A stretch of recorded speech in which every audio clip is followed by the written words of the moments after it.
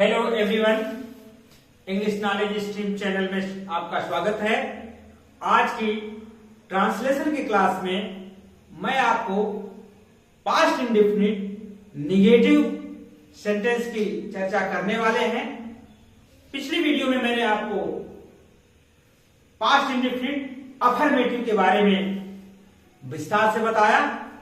आज past indefinite का negative sentence हम शुरू करने वाले हैं। पास्ट इंडेफिनिट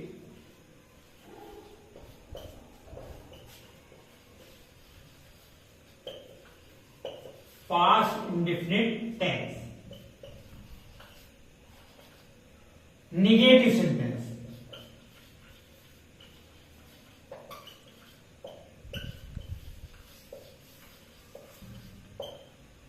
जब हम निगेटिव सेंटेंस की चर्चा करते हैं तो उसमें जो रूल है वो हमको जान लेना चाहिए ताकि निगेटिव सेंटेंस को करने में कोई प्रॉब्लम ना आ सके। तो हम निगेटिव सेंटेंस के स्ट्रक्चर या रूल को बताते हैं। रूल, इसमें दो तरह के रूल हैं। दो रूल हैं कुल मिलाकर के। पहला है सभी कर्ता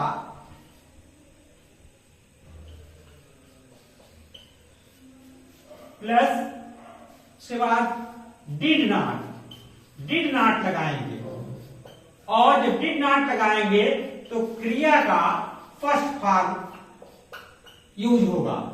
उसके बाद हम कर्म लिखेंगे, फिर अन्य शब्द।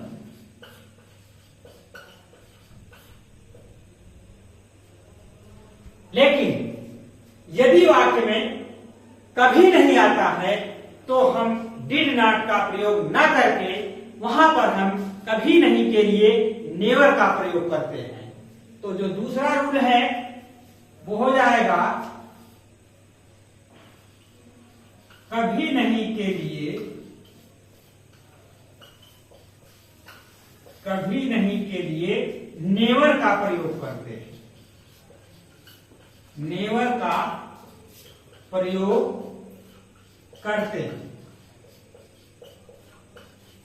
तो इसका जो स्ट्रक्चर हो जाएगा वो होगा सभी कर्ता, चाहे एक वचन रहे या बहुवचन रहे, फर्स्ट पर्सन सेकेंड पर्सन कुछ भी करता है, उनके साथ जब कभी नहीं हम लगाएंगे तो उसमें नेवर, और जब नेवर का प्रयोग होगा तो ध्यान दीजिए क्रिया का सेकेंड फॉर्म यूज किया जाएगा। क्रिया का सेकेंड फॉर्म, फिर ऑब्जेक्ट, फिर अन्य शब्द। तो ध्यान दीजिए, इसका जो एग्जाम्पल है पहला, जैसे हम लोग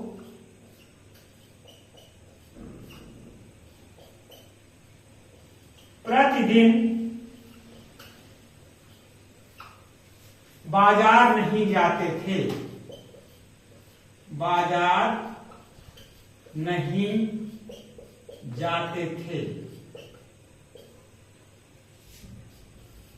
तो इसका जब हम अनुवाद करेंगे तो हम लोग की अंग्रेजी सबसे पहले वी, फिर उसके बाद है नहीं है, ये कभी नहीं है, यहां नहीं है, इसलिए हम पहला रूल अप्लाई करेंगे। तो वी डिड नॉट गो, क्रिया का फर्स्ट फॉर्म आएगा। उसके बाद गो टू मार्केट डेली या एवरी डे।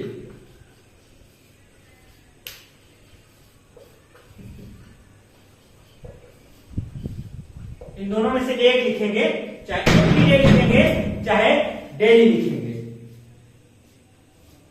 और दूसरा एग्जांपल लेते हैं। तुम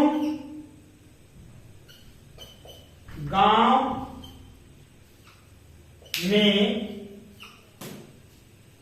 मैच शाम को नहीं खेलते थे, नहीं खेलते थे। ध्यान दीजिए, इसमें आपका एक ऑब्जेक्ट आ रहा है, अन्य शब्द, इसमें ऑब्जेक्ट दो और अन्य शब्द एक्स्ट्रा कुछ आ रहे हैं। अब आप देखिए इसको, यू लिखेंगे, नहीं खेलते थे तो सिंपल नहीं है, कभी नहीं नहीं है, ये कभी नहीं के लिए नेवर का प्रयोग होता है, ध्यान दीजिएगा। तो यू डिड नॉट प्ले, खेलते थे, क्रिया का फर्स्ट फॉर्म आएगा, you did not play match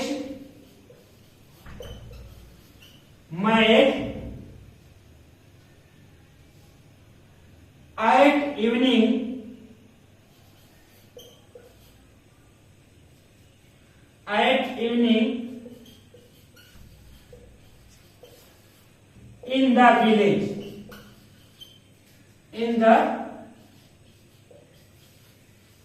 village, तो you did not play match at evening in the village.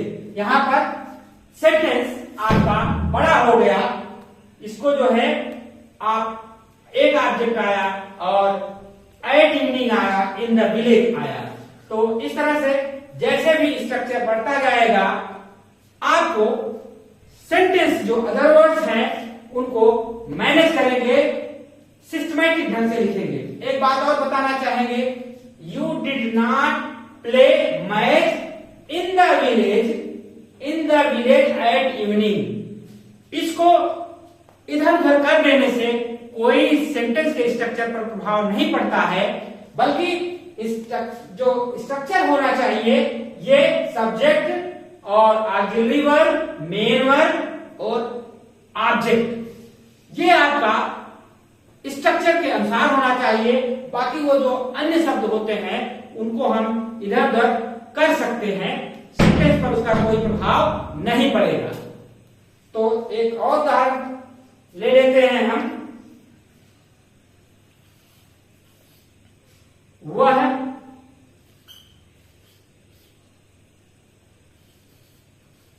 कभी नहीं झूठ बोलती है।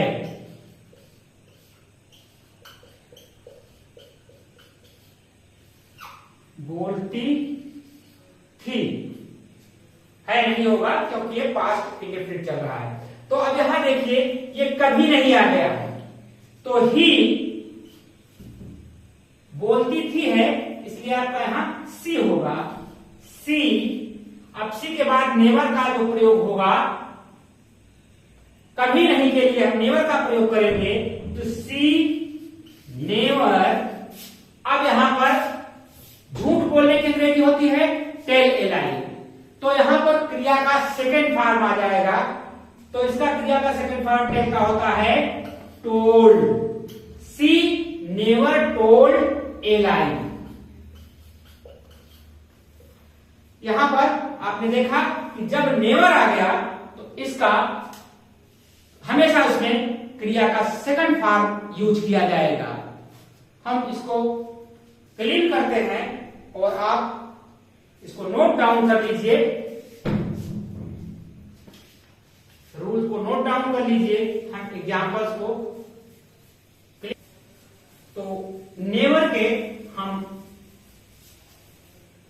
एक दो उदाहरण आपको और बताते हैं, जैसे वह रविवार को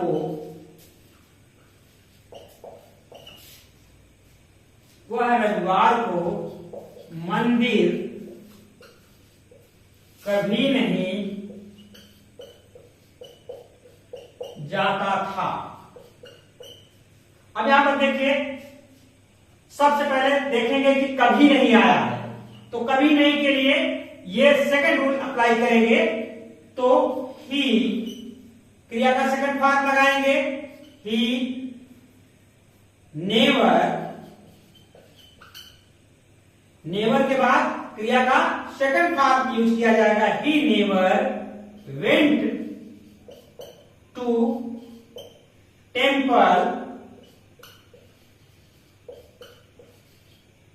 ऑन संडे।